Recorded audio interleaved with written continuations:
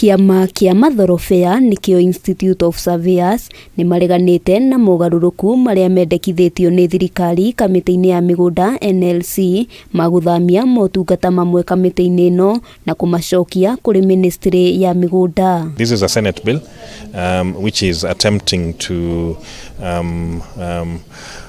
disband the existing Estate Agents Registration Board and also do away with the existing act, the Estate Agents Act. The bill might have been looking to regulate developers or people who deal with subdivision of land. They buy large pieces of land, subdivide it, sell it to the public.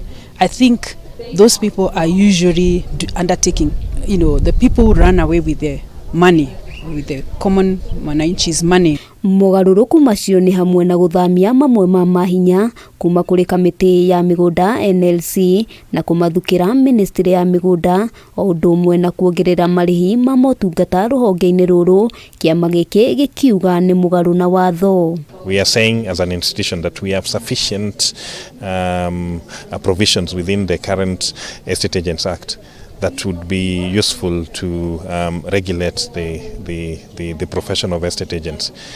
We are aware that the developers need to be regulated, but you cannot regulate professionals and business people within the same bill. Kuregana na ISK GUTABANIO kwa mogaruruku MACIO gukorwo gukigirira a Kenya murigo muritu, mutongoria munene wa kiama giki Eric Nyandimo akiuga namba nene ya Akenya irihotaga kumatha motungata ma migunda. We are saying as an institution that we have sufficient provisions within the current Estate Agents Act that would be useful to regulate the profession of estate agents. I don't think you want to regulate criminals, so to speak.